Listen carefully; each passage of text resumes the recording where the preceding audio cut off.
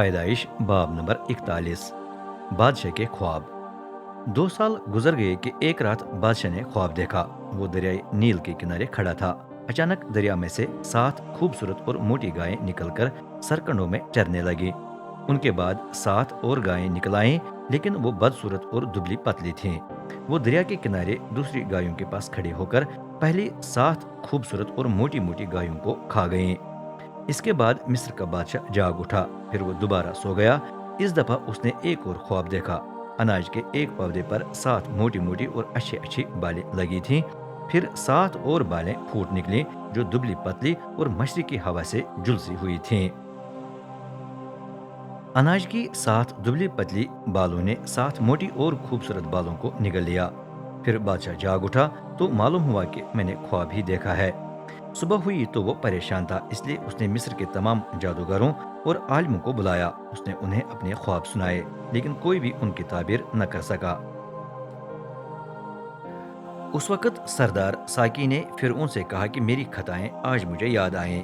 جب فرعون اپنے خادموں سے ناراض تھا اور اس نے مجھے اور سردار نانپس کو جلوہ کے سردار کے گھر میں نظر بند کروا دیا، تو میں نے اور اس نے ایک ہی رات میں ایک ایک خواب دیکھا۔ یہ خواب ہم نے اپنے اپنے ہونہار کے مطابق دیکھے۔ وہاں ایک عبری جوان جلوہ داروں کے سردار کا نوکر ہمارے ساتھ تھا۔ ہم نے اسے اپنے خواب بتائے اور اس نے ان کی تعبیر کی، اور ہم میں سے ہر ایک کو ہمارے خواب کے مطابق اس نے تعبیر بتائی۔ اور جو تعبیر اس نے بتائی تھی ویسا ہی ہوا، کیونکہ مجھے تو اس نے میرے منصب پر بحال کیا تھا اور اسے پھانسی دی تھی۔ تب پھر انہوں نے یوسف کو بلوا بھیجا، سو انہوں نے جلد اسے قید خانے سے باہر نکالا، اور اس نے حجامت بنوائی اور کپڑے بدل کر پھر ان کے سامنے آیا۔ پھر انہوں نے یوسف سے کہا، میں نے ایک خواب دیکھا ہے جس کی تعبیر کوئی نہیں کر سکتا، اور مجھ سے تیرے بارے میں کہتے ہیں کہ تو خواب کو سن کر اس کی تعبیر کرتا ہے۔ یوسف نے فرعون کو جواب دیا، میں کچھ نہیں جانتا، خدا ہی فرعون کو سلامتی بخش جواب دے گا۔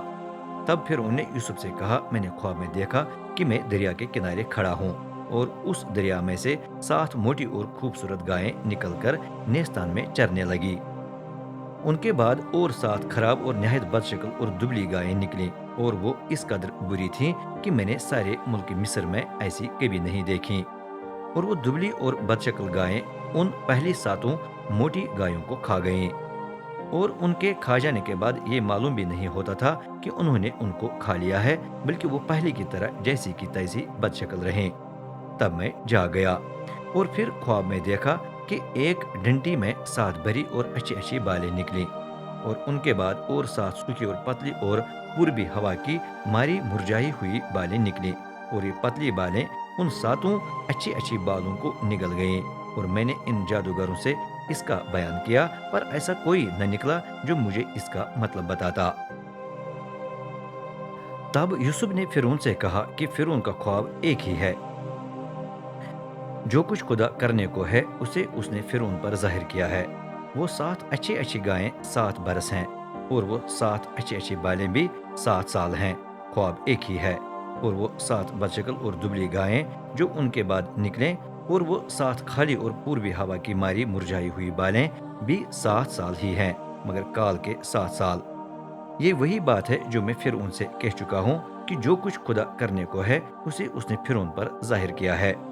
دیکھ، سارے ملک مصر میں 7 سال تو پیداوار کثیر کے ہوں گے، ان کے بعد 7 سال کال کے آئیں گے، اور تمام ملک مصر میں لوگ اس ساری پیداوار کو بھول جائیں گے، اور یہ کال ملک کو تباہ کر دے گا، اور ارزانی ملک میں یاد بھی نہیں رہے گی، کیونکہ جو کال بعد میں پڑے گا وہ نہایت ہی سخت ہوگا۔ اور فرعون نے جو یہ خواب 2 دفعہ دیکھا، تو اس کا سبب یہ ہے کہ یہ بات خدا کی طرف سے مقرر ہو چکی ہے، اور خدا اسے جلد پورا کرے گا۔ اس لیے فرعون کو چاہیے کہ ایک دانشور اور عقل مند آدمی کو تلاش کر لے اور اسے ملک مصر پر مختار بنائے۔ فرعون یہ کرے تاکہ اس آدمی کو اختیار ہو کہ وہ ملک میں ناظروں کو مقرر کر دے، اور ارزانی کے 7 سالوں میں سارے ملک مصر کی پیداوار کا 5واں حصہ لے لے، اور وہ ان اچھے سالوں میں جو آتے ہیں سب کھانے کی چیزیں جمع کریں، اور شہر شہر میں گلا جو فرعون کے اختیار میں ہو خورش کے لیے فراہم کر کے اس کی حفاظت کریں۔ یہی گلا ملک کے لیے ذخیرہ ہوگا، اور 7 سال کے لیے جب تک ملک میں کال رہے گا کافی ہوگا تاکہ کال کی وجہ سے ملک برباد نہ ہو جائے۔ یوسف مصر کا حاکم بنایا جاتا ہے۔ یہ بات فرعون اور اس کے سب خادموں کو پسند آئی۔ سو فرعون نے اپنے خادموں سے کہا کہ کیا ہم کو ایسا آدمی جیسا یہ ہے جس میں خدا کی روح ہے مل سکتا ہے؟ اور فرعون نے یوسف سے کہا کیونکہ خدا نے تجھے یہ سب کچھ سمجھا دیا ہے اس لیے تیری مانند دانشور اور عقل مند کوئی نہیں۔ سو تو میرے گھر کا مختار ہوگا اور میری ساری رعایا تیرے حکم پر چلے گی۔ فقط تخت کا مالک ہونے کے سبب سے میں بزرگ تر ہوں گا۔ اور فرعون نے یوسف سے کہا کہ دیکھ میں تجھے سارے ملک مصر کا حاکم بناتا ہوں۔ اور فرعون نے اپنی انگشتری اپنے ہاتھ سے نکال کر یوسف کے ہاتھ میں پہنا دی اور اسے باریک کتان کے لباس میں آراستہ کروا کر سونے کا توق اس کے گلے میں پہنایا۔ اور اس نے اسے اپنے دوسرے رتھ میں سوار کرا کر اس کے آگے آگے یہ منادی کروا دی کہ گھٹنے ٹیکو، اور اس نے اسے سارے ملک مصر کا حاکم بنا دیا۔ اور فرعون نے یوسف سے کہا میں فرعون ہوں اور تیرے حکم کے بغیر کوئی آدمی اس سارے ملک مصر میں اپنا ہاتھ یا پاؤں ہلانے نہ پائے گا۔ اور فرعون نے یوسف کا نام سفنات فعینیہ رکھا۔ اور اون کے پجاری پھوتی فرا کی بیٹی اسنت کے ساتھ اس کی شادی کرائی۔ یوسف 30 سال کا تھا جب وہ مصر کے بادشاہ فرعون کی خدمت کرنے لگا۔ اس نے فرعون کے حضور سے نکل کر مصر کا دورہ کیا۔ 7 اچھے سالوں کے دوران ملک میں نہایت اچھی فصلیں اگیں۔ یوسف نے تمام خوراک جمع کر کے شہروں میں محفوظ کر لی۔ ہر شہر میں اس نے ارد گرد کے کھیتوں کی پیداوار محفوظ رکھی۔ جمع شدہ اناج سمندر کی ریت کی مانند بکثرت تھا۔ اتنا اناج تھا کہ یوسف نے آخر کار اس کی پیمائش کرنا چھوڑ دیا۔ کال سے پہلے یوسف اور اسنت کے 2 بیٹے پیدا ہوئے۔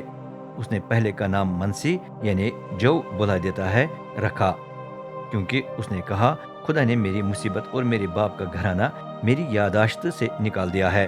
دوسرے کا نام اس نے افرایم یعنی دگنا پھلدار رکھا، کیونکہ اس نے کہا خدا نے مجھے میری مصیبت کے ملک میں پھلنے پھولنے دیا۔ 7 اچھے سال جن میں کثرت کی فصلیں اگی گزر گئے۔ پھر کال کے 7 سال شروع ہوئے جس طرح یوسف نے کہا تھا۔ تمام دیگر ممالک میں بھی کال پڑ گیا، لیکن مصر میں وافر خوراک پائی جاتی تھی۔ جب کال نے تمام مصر میں زور پکڑا تو لوگ چیخ کر کھانے کے لیے بادشاہ سے منت کرنے لگے۔ تب پھر انہوں نے ان سے کہا یوسف کے پاس جاؤ، جو کچھ وہ تمہیں بتائے گا وہی کرو۔ جب کال پوری دنیا میں پھیل گیا تو یوسف نے اناج کے گودام کھول کر مصریوں کو اناج بیچ دیا، کیونکہ کال کے باعث ملک کے حالات بہت خراب ہو گئے تھے۔ تمام ممالک سے بھی لوگ اناج خریدنے کے لیے یوسف کے پاس آئے، کیونکہ پوری دنیا سخت کال کی گرفت میں تھی۔